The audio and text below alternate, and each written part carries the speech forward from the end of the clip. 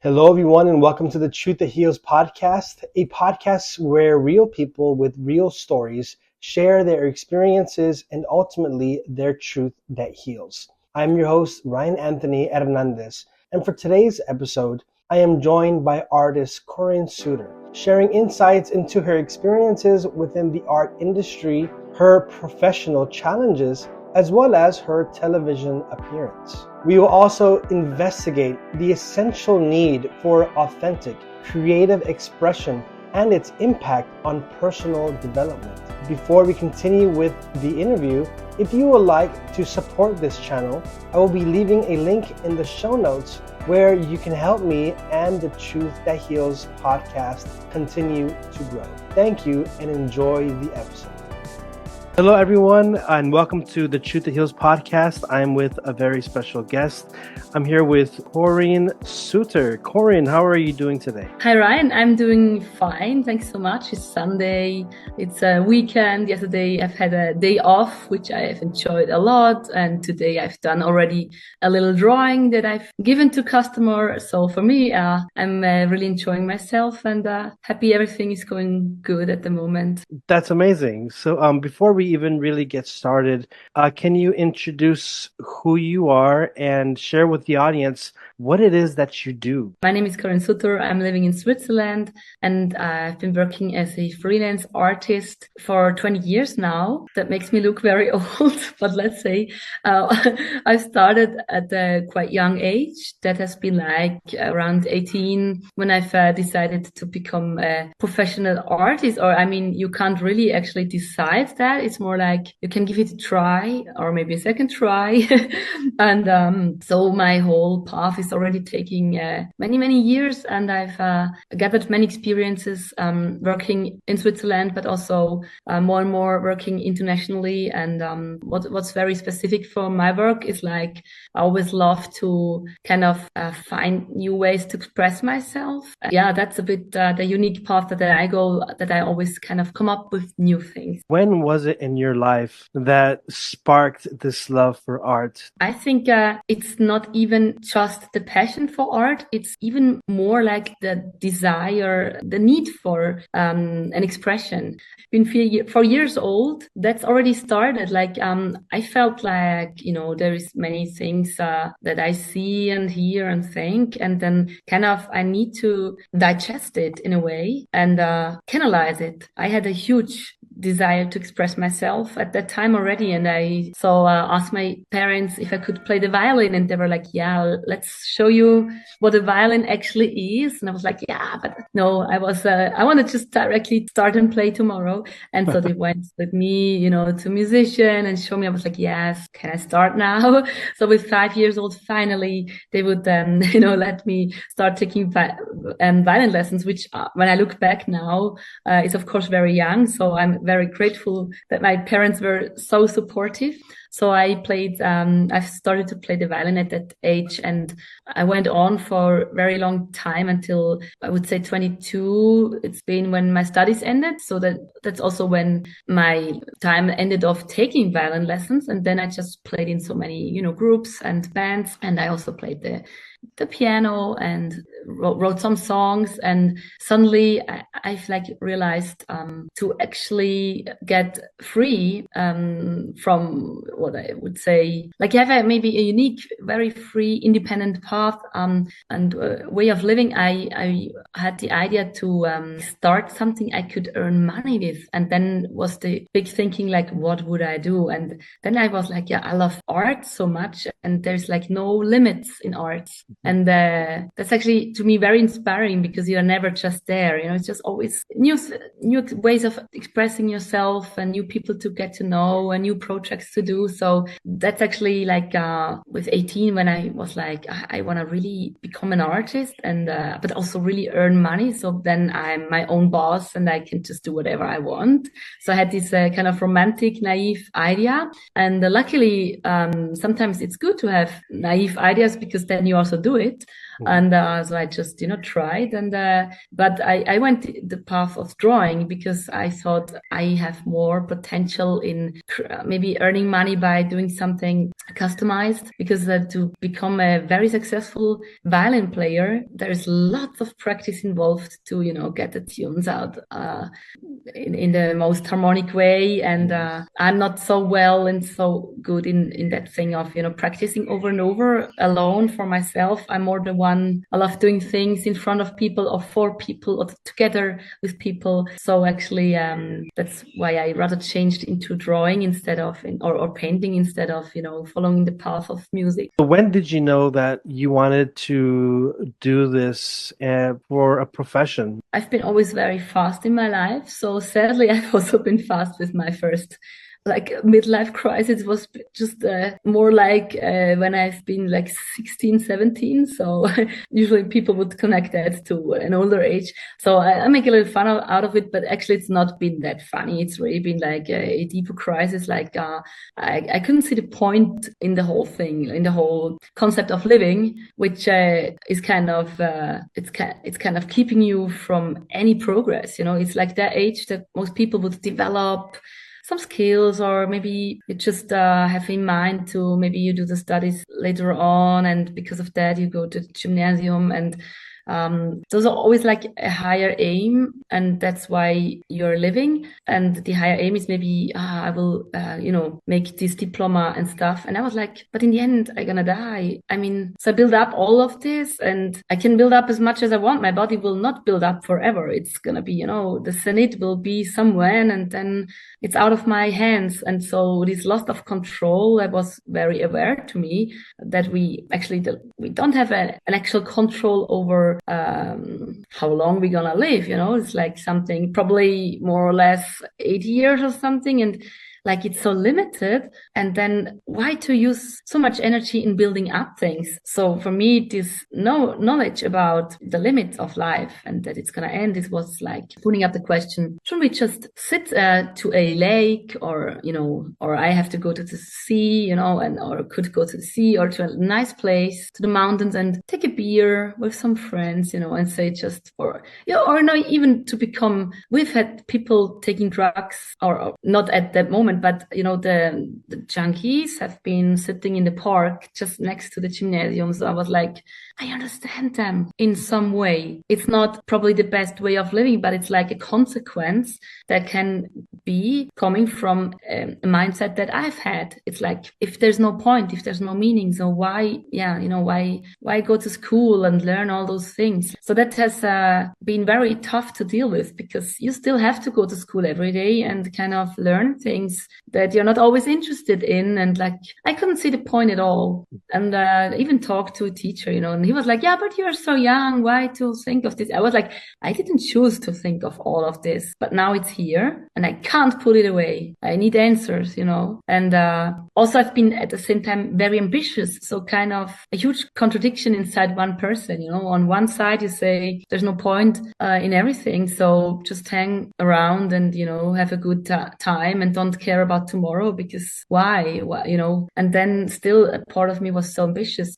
And that's questions that I've been dealing for about the last 20 years, and I found so many answers now, and I'm really glad and really relieved. And I think all those answers that I found, I'm probably gonna name some of them, that have helped me to become a quite happy person. And you wouldn't have expected that at that age. And art has been my consequence to say, okay, I decide I will live, or I could decide to not live, which would be very hard for my parents and friends and family and sisters. It's something kind of egoistic to not live in a certain way, because they will live on. So for me, it's being that question, okay, if I live, I want to have kind of a colorful, playful life that is not just an uninspiring other life, kind of following the path of others. Maybe it's going to be the tougher life because my path is not there already. So I will just create my own path and find it in the jungle of life. But it's been my consequence out of all those thoughts. And I went that path, and I'm still going it. And I'm glad I went that path, but sometimes sometimes, of course, I'm like, why am I not a bit more normal? And just be like, that's my job. And now is good. Now it's, it's evening, and chill a bit more, because actually my path is still dealing a lot with being very ambitious and all that, How was it when you first started painting and you sold your first art piece? Can you share a bit about that? Yeah, looking back, maybe I wouldn't even call it a piece of art, really. It was like some desperate try. But yeah, I'm rather a critical one. So actually, it's the way it has to be, kind of. It's like a bit of a drama. Like I've checked out agencies, and I mean, there was a time when Google hasn't existed for long, so I was just Googling, like some art or drawing agent, and then I found one. Actually, the first one I contacted, luckily he was like, okay, do you know that it's actually a male's business? It's actually we don't have any females. And I was like, yeah, even the better, because I mean, my parents, they they were the most modern ones. I mean, they split one job, they've been like 50% teachers, and like very modern, total equal. And so for me, it was like irritating, like, okay, if there's no males, that's positive for me. That even the more they need some females, to have some equality there as well. I think it's always healthy to, profit from both aspects, and I mean, all of the aspects. So for me, it was like a bit interesting that he even mentioned that, but it rather helped me, to even give more into that, and then say, okay, even the more, it's also kind of important. And so I have had my first job, and actually the picture that I've received was really in a bad quality. I mean, you can imagine, like, even today you get really bad pictures now sometimes when people would love to get drawn or something. Actually, I don't do it anymore, but the job that I've done today was like an exception, because it's been somebody from my village.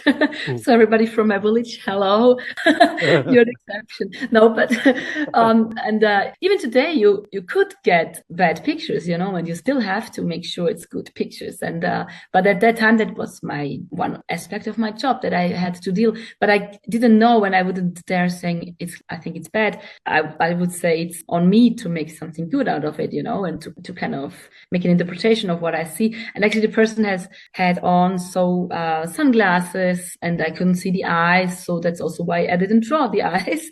Really was like dark sunglasses. I was thinking it looks kind of cool, but they were like, oh, it's so dark, But I mean, that's where I come from, at that time.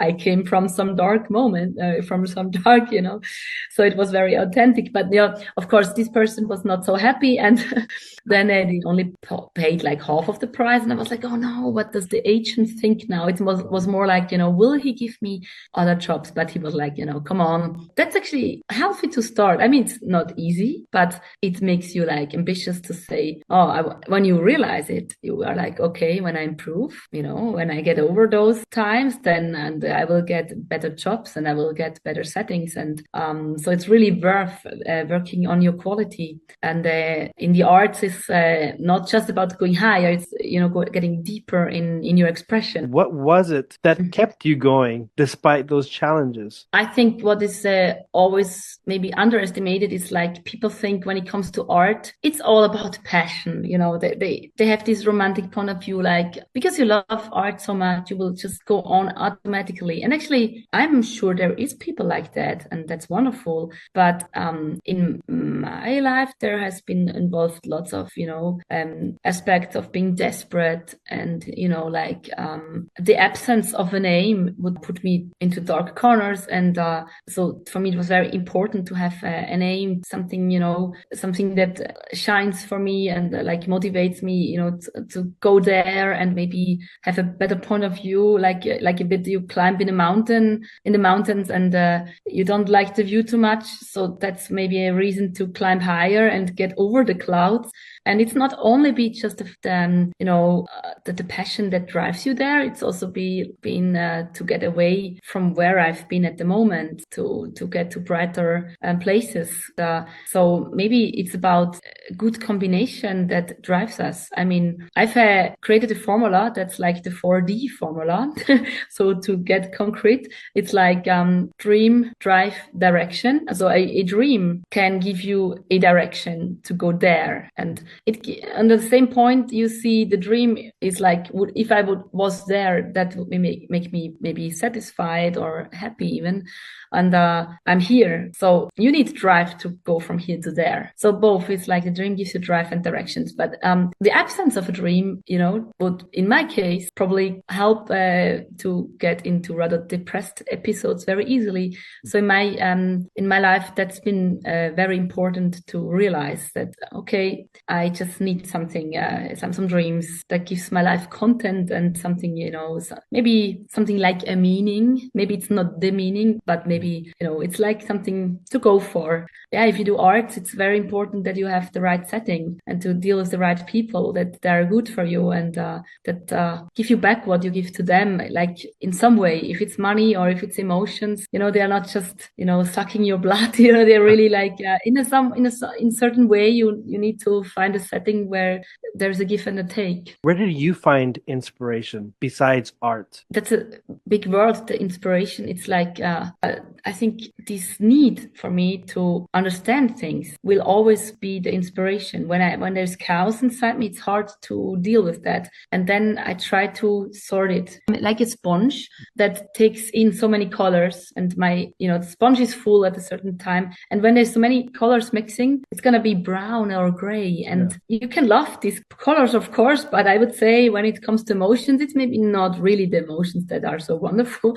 And so I have to kind of canalize all this chaos again, and bring back the colors that kind of, match for me. And this often inside chaos that I've had, that's actually the basic of kind of, sorting things out and canalizing them. And so this inner need is it that drives me. And that's also this need of understanding will always bring up metaphorisms in my mind. Like I'm a person that works a lot, intellectually with, I work a lot with symbols. And whenever I don't understand things, I will come up with like a symbolic answer. Like I have like so many symbols that represent complex theories, but they reduce them to something so simple like a tree or vacations. And I could, or I should talk about some of them. And so actually it's this chaos that drives me into finding answers. And actually those answers are to me sometimes very precious because I've had some pain inside me, and then it's like, oh, this is solving it all. And then I'm so happy about it. So I have a very positive feeling when it comes to those symbols and those theories. And then kind of when I want to share those with people around me. To me, that's inspiration. Would you say that you are a storyteller, that you're kind of telling a story as you're painting? I've maybe to give you two answers, because Sure. if I work for a customer, then I think it's a lot about, I need to have custom jobs because otherwise I couldn't, make a living out of it. So in my case, there's people, they have galleries, and even there's a setting, but they maybe are more free to find their expression, basically. In my case, it's often when I have a job and the customer, I try to please that customer but still stay authentic. So I will use the colors that I like. I will use the combinations of colors and the style and everything. But I would say I don't bring too much of the whole complexity of my personality inside it, because it's maybe more about the portrait, that it's about this person. Mm-hmm. And I maybe even not creative enough to always, bring in all the aspects, or I would maybe even feel a bit like dominant or egoistic, to the kind of, bring that in that painting for that person. But maybe there's always some hidden things that I will bring in, or that I will think like, this is representing something that I will not communicate, But when I do my own project, that's another story, because I think the reason to do it is really to say, this is the pure thing thing for me now. And here I can forget about, will it be looking nice for somebody? Will it be aesthetic for somebody else? It's really just about my point of view and the purest expression I can have to or communicate my philosophy. It's maybe not a story. It's more like I really have the desire to communicate my philosophy. And it's a bit something that is a bit sad that in the end, the painting is there without me, and so people will have an interpretation. And on the one hand, this is a very interesting progress. And on the other hand, my desire to actually share my philosophy also in words is big, and it's not possible through painting. I mean, it's all in there, but probably they will not understand exactly, the language of all those symbols the way I've been thinking them. But there I have just to be like, in the end, it's like I brought in some emotion, and maybe this emotion and these thoughts will create other emotions and thoughts in the other person. So there's it's also rich because everybody can have their own interpretation. And I have to be like a bit putting that out of my hands and have to, generosity to say, there's no control over what people will think and feel when they see it. And as there's something that I still have to learn, I think I'm improving there too. Now, going back to, you starting your career and in the beginning of the career, did you find inspiration from other artists? And if so, who were those artists? Of course, when I've been looking at Cézanne or Van Gogh and having the effect of, I would love to kind of paint like this, but he already painted like this. So let's find something unique for myself, But a painting also always does a lot to me, or arts. It's always a huge interaction with arts. And because at the beginning, I was so much into finding my unique path. That's why even I decided not to study arts, because I was like, if I see too many other artists and pieces, I feel a bit afraid of suddenly I create something and I'm like, is this really my own style, or has it been the influence of all these other artists that I've, analyzed in art school? And so that's actually why I really decided actively not to go to galleries too much and not to, buy books or, look at too much of the pieces of other artists, just to have my own kind of pure approach. I just started to get a bit more open and tell myself, come on, I mean, it's inspiring, and you will always go home and do your own thing. I have to be enough self-confident and I know myself well enough to know that I will be not the one to, feel a huge pleasure in copying something. But I know there is always the potential of being influenced. Like a customer has, he's an art collector actually, and he has given me the huge task, really huge task, to say that to paint 80 square meters. So that's 4 Huge. floors. That's huge. Yeah. And it's really big. And then he said, well, what he loves when it comes to maybe aesthetics and style, it's the Guernica from Picasso. So first of all, it's like one of the most celebrated and maybe most gifted. It's hard to judge art, but he's really gifted artist. You can like it or not what he did, but of course he is very gifted, and also it's one of his best or most famous pieces. So no pressure, it's like, okay, I don't even, it's not just to paint big, it's also to maybe give him some emotion that he sees in that piece. But then I was like, okay, let's put it away now. I've looked at the painting of Guernica, and I've even shown it to my son, and he was like, sometimes he's like, oh, art, everybody can do this or this, but he was like, okay, that's really complex. Then I started to create symbols. So it's been a lot about symbols and that represent something for me. And I decided to paint all about life. It's called All About Life. So I've diverted life into 4 stages, which are just more like a metaphorism. We have the childhood, we have the adult times, the older times, and then also the death and sexuality, which kind of are connected linked because the death means that's the basic of even having new life. Otherwise it's not possible if everybody's just gonna be alive forever, and sexuality will create new life.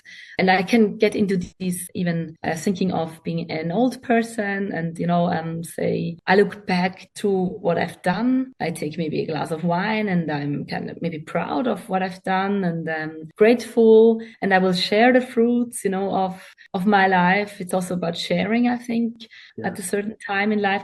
And but this painting was really important for me to understand my concept of living, and that these times, they should not be connected to really the age you have. It's more like a mindset that would be so cool to be able to switch, So we don't have to decide to be, oh, now I'm adult and I'm really rational and I'm always thinking of getting more money and, raising in my career, and be the best mother I can and an idol for my children, whatever, all this pressure. It's, I think, very important also in the time I am now in my life to go back and to be very childish. Yeah, especially in my arts, actually. I want to go back into this very childish period of time where you are without pressure. It's just trying, it's just playing around, and it does not have to be this piece or something. It does not have to be sold. When I do arts, actually, I really need to go there, but me with the wisdom of somebody older. So yeah. you go deep in your art. Maybe too deep. Too deep can make you mad or crazy. But yes, I'm dealing with that too. I'm interested in going deeper and deeper and understanding more and more. And it's also the big challenge to always get back again from the whole complexity and break it down to something that I understand, like this, So hard times. Does it make a deeper impact on your artwork? Absolutely. That's what I said about the inspiration. The more chaos I have inside me, the harder it is to handle this chaos. And I mean, chaos is often created by either influence from outside, like people would tell me things, and this would be for me like irritating or maybe insulting or maybe making me question myself, like where am I in life? Like, for example, I do custom jobs. I have to be honest. Yes, I have not gone the path of saying with 18 years old, okay, I will paint whatever, and let's see if there is maybe a cool gallerist that will take my piece and make it big. And maybe I've decided well to go the other path, to say, okay, I will just have maybe little jobs and but many many little jobs. I've been very young and I didn't know where this path will go in the end, and I was very sure if I will improve, if I will get deeper, I will also get higher somehow. But what I've seen is like, okay, when I do more and more of the entertainment, I have to mention, actually, I haven't said it yet. Actually, I draw a lot of faces live. I've done it for 20 years now. I've drawn so many caricatures, especially between 18 and 30. I've drawn about 20,000 of caricatures. Wow. And then it's been kind of enough. Like, my mind was like, okay, another one. And I'm not so much into more of the same. I'm more like creating something new. And this was tiring a bit, and then actually I've been performing in a TV show, and that has been my first time in my life to do let's call it speed painting performance. And there has been some entertainment aspect, but also kind of some complexity in a way that actually I was like, okay, my approach was, I want to test the judges, so I changed the system. If they are able to watch until the end, then I'm willing to give them a show next time. But I will not, dress up with, blinking stuff and glitter and whatever, and, be like, oh, I'm the next star. I was like very nervous, and I wanted to be authentic, even in such a setting. And in the end, it was first very bad because they threw me out with their buzzers. But then people, even the judges, changed their opinion, because then when they've seen what I've done in the end, they were amazed. And also the same was the audience was pleased too, and is surprised. And from then on, I built up also kind of a career as a speed painter artist. Now I'm in a time that I would love so much to, go deeper, because that's always entertainment. And sometimes I can, even when it comes to entertainment, you can still go deep. You can still have an extra meaning. And I've performed sometimes for like Climate Now, and it's been about climate change and, varies with lots of symbols. And so topics that are important for me. But I feel like, okay, I'm a bit judged when it comes to the higher arts. Maybe it's not so easy for me anymore to enter that world. world, because it's like, okay, you've done jobs, you know, you do custom work, so you are not a real artist. It's like, you know, this at the time right now, it's a bit so I get maybe somebody, you know, questioning that, and then it makes a huge thing with me, like, oh, should I have realized that already in the young age, that if I go that path, the other path will be blocked for me? Now I would say, let's not get anyhow negative. It's just again, like at that time, it's like I have my passion and I have the tools that I want to use and improve and find my own artistic expression again and again. And right now I have many ideas that I want to follow, and I know it's gonna be very hard to get into the next world. I mean, this you know, this world with galleries and all that, that's different world than the world of entertainment.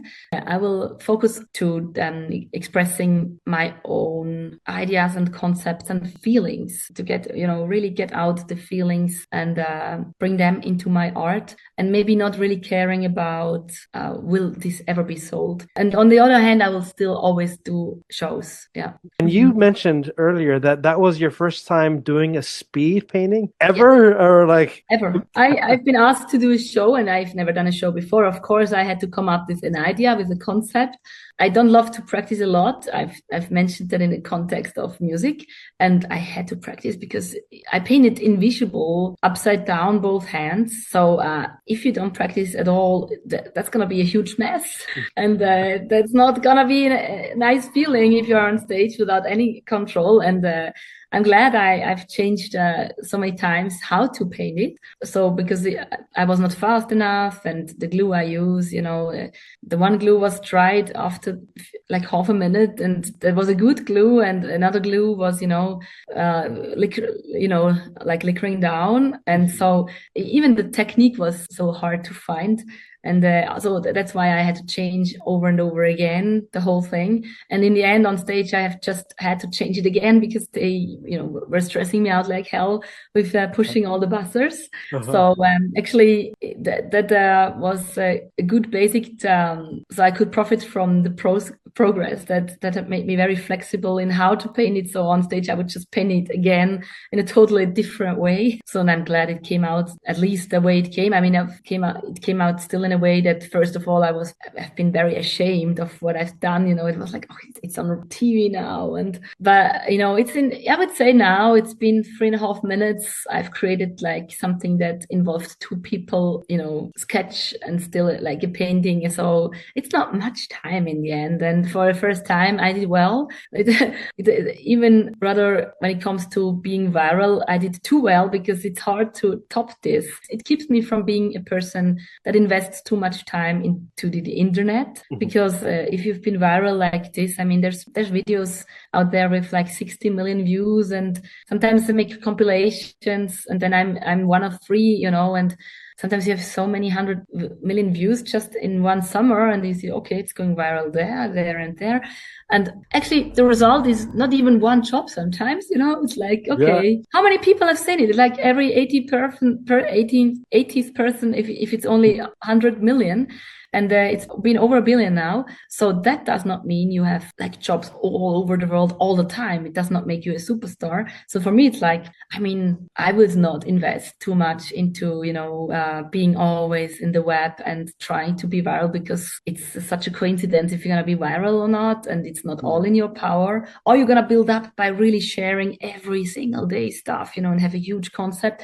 And I mean, you can do that, of course, but I'm just not the person to follow easily something that I will do in my own four walls. Like if I had to create videos all by myself, like every week, 1, 2, I would not do it, because it's too, you know, in my own cell. It's like not interactive enough for me. So it's a question of who you are. But so this video has helped me also to find out, okay, the viral insanity it can be interesting. And I've had the pleasure of painting Queen Margrethe. Thanks to this, I've had the pleasure of, you know, meeting and painting Ronan Keating, or painting for Jackie Chan in China. So I could do some, you know, things that were like crazy, you know. And even I would say this 80 square meter painting, which is not a show at all. That's really serious art, you know. It's like really probably always with a twinkle in the eyes in some aspect. But, in the end, this was my expression, but everything guides into the next thing.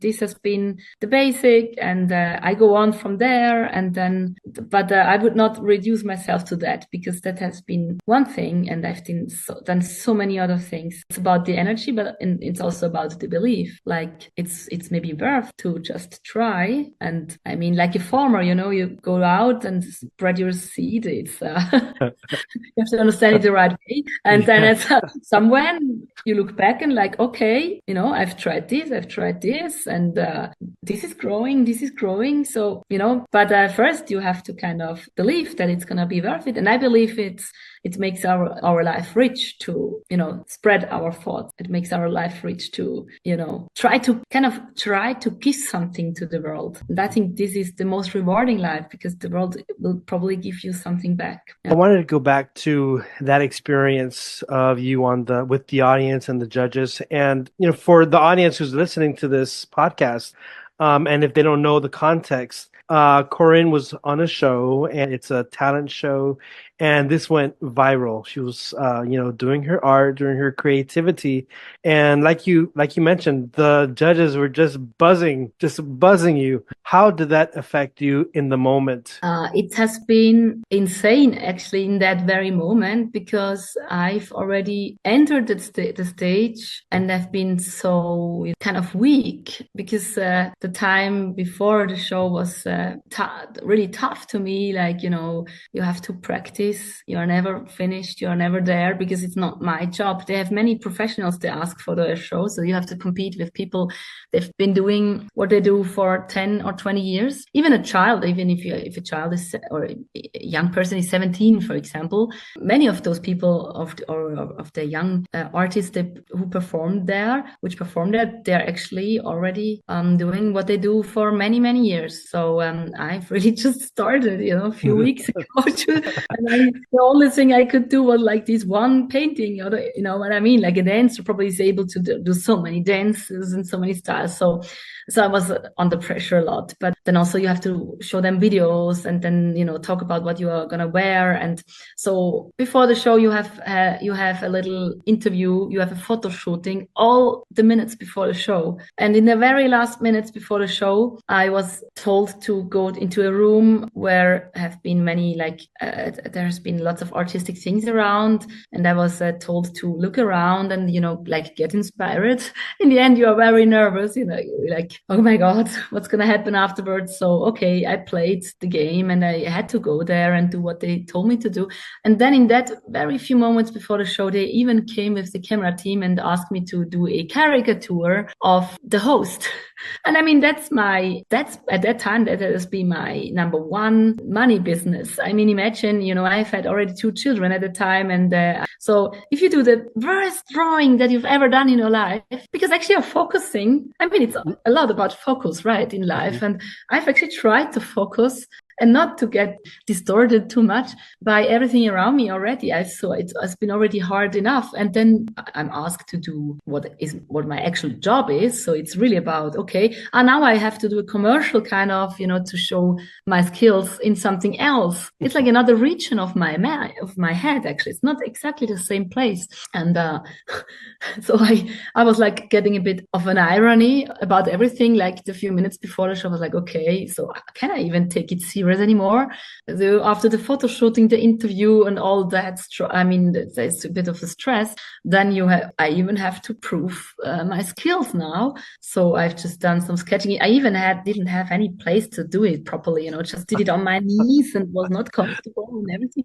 And then I was like, okay, now in 3 minutes, I think I'm on stage, because already the artist that is before me is on stage, and I didn't have any of my material ready, because it was all, the glue was in a glass. That's my material, I didn't have any experience. So the glue was, in a glass that you have to turn with lots of, put a lot of stuff around it to make sure it's not gonna liquor. And then, that thing that I drew, I had to make sure it's gonna be loose enough and not gonna be, too stiff and to put together.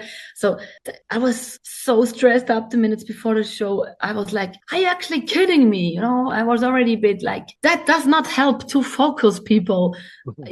it's so stressful. And then finally I could just finishing, putting all my pencils. I have pencils. You have to do like this thing. So to make them be liquid, and that the glue, that the painting is really coming out of the pencils. You maybe know this kind of, so they are not working usually. You really have to put the ink through it to make sure they're gonna do their job afterwards. And on stage, you don't have the time to activate actually all the pencils. So I was going on stage and like, okay, now I have to play the easy artist that kind of knows what she's doing, and there's maybe even like who believes in herself.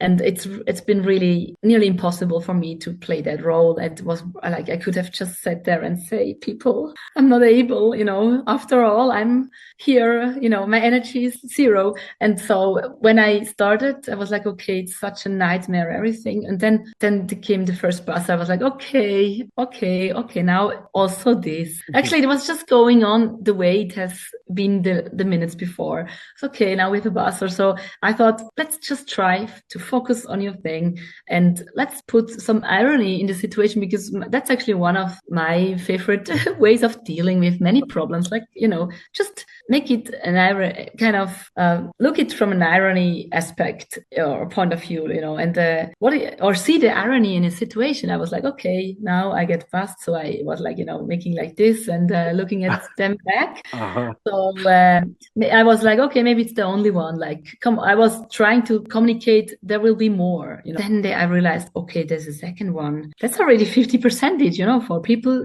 2 buzzers. And then I was like, okay, it's getting serious. Third one, fourth one. Actually, there've been 6. I don't know who pushed all those buzzers, but you can push it more than once. So I couldn't count. For me, when you are that stressed, for me it was like 8 or 10. I couldn't count. It was like bang, bang, bang, sometimes 2 together. I was like, okay, they're really mocking me. I mean, they actually actively hate me. I mean, they've chosen me to, just destroy me. So I was like, it was getting desperate. I was getting angry. And I mean, of course, I did not believe in being anyhow gifted or anyhow good or anyhow being the one that's going to be the most viral in that episode ever. I mean, I would know it. There's no other video so far that has been more viral. So it's not been a comfortable situation. And the belief in myself was not really there. The only belief was like, if I don't finish, I've lost anyways. And if I finish, there might be a little chance that maybe they still get at least what I tried.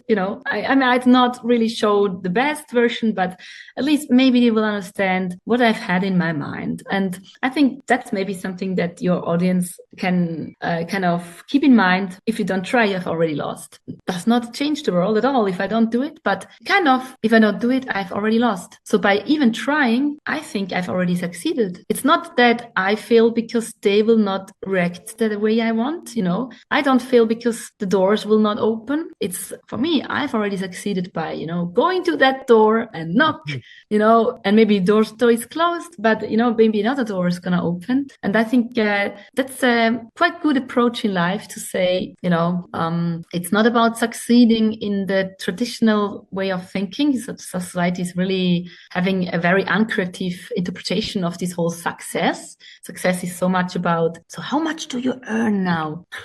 Boring. It's just so boring. It's such a limited way of thinking. Of course, if you're nearly about to starve, or if it's really about life and death, we don't talk about that. It's like when we talk about success, and then it comes to way different aspects. Of course, you have to earn a bit of money, and so you are able to invest again. And of course, it would also help me to be a billionaire or whatever insane thing, and I could go way bigger because you have so much more power. But would I meet the nicer people because of that? Maybe not. Maybe there's, let's not go into that too much. But I don't like so much the definition of success we have in this world. It's so much relied to this, this going up in the way of capitalism thinking, and capitalistic thinking.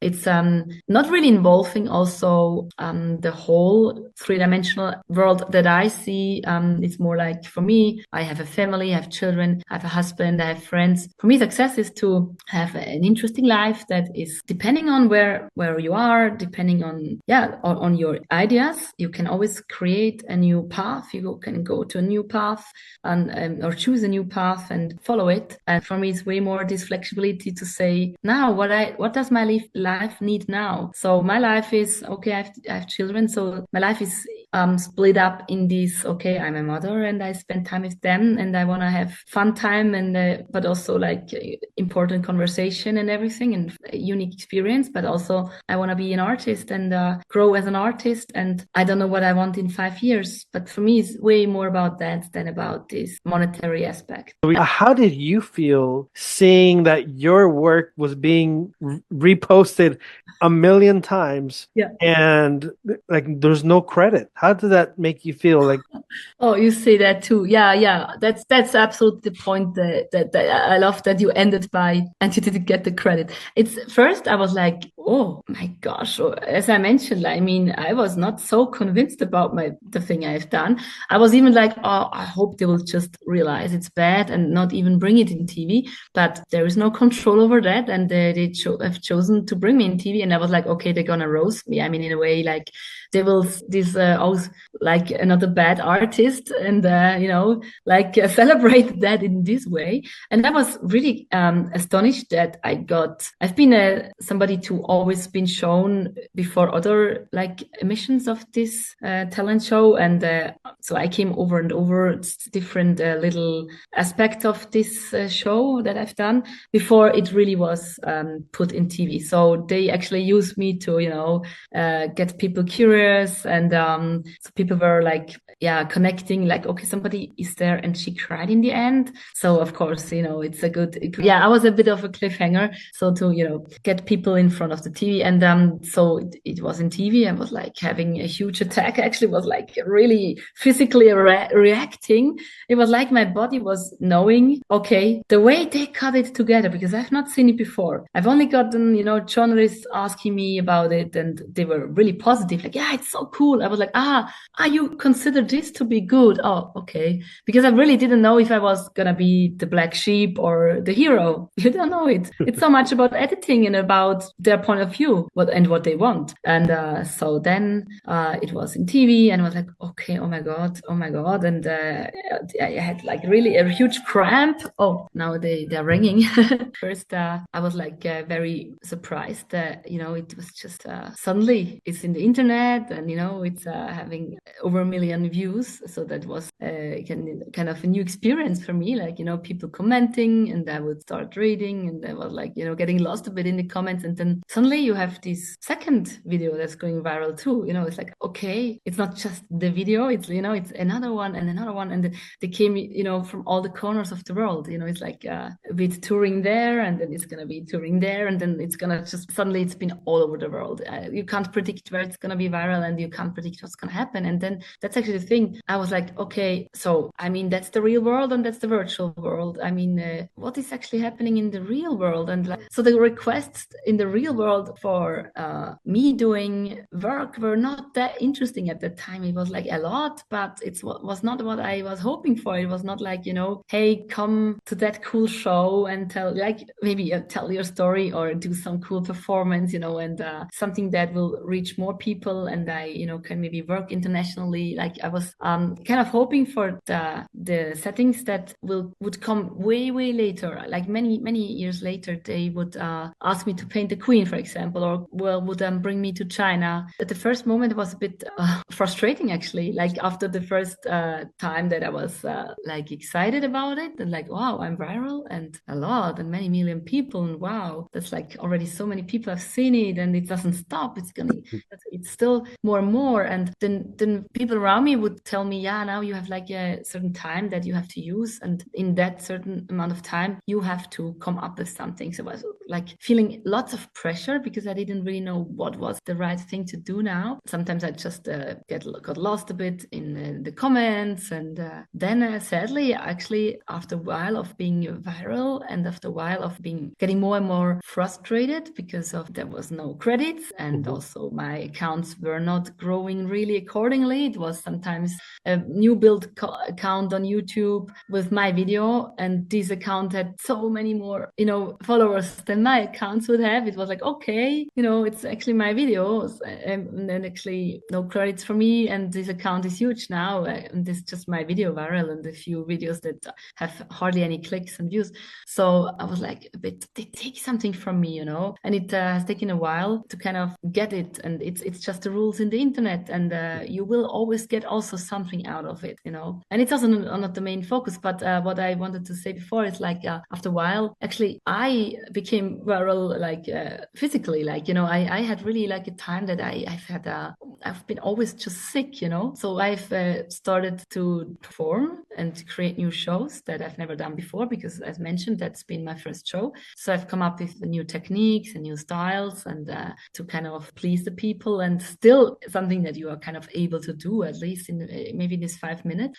And so there's been such a huge pressure on me and such a huge challenge to come up with new concepts and sell them, and like try to profit from the whole viral thing. And this whole pressure guided into me being very sick. And so that's been a time when I've realized, okay, I can't do it all on my own anymore. And also my husband, he was starting to help a lot with, office and all that. And also I've been hacked at the same time. Oh my God. Also with this being viral, you get hacked. So, you lose control over your agenda, and you lose control over so many things at the same time. And I didn't have any control over my body, kind of. I just went to my jobs with, some medicine, and that does not really help either. And then I realized I really have to change something. So like probably build a wall. I'm not really a fan of building walls, but like an emotional wall between the virtual world and the real world. So I decided from now on, there is like a rule: whatever happens in there is in there, and whatever happens in the real world is way more interesting for me. So if there's a person online seeing me and like you getting in touch with me because this person wants something real for me, if we talk together here, that's not even for me something really, how to say, that's for me not really just virtual. That's for me a real experience, because I'm here and talking. I'm not just writing and consuming.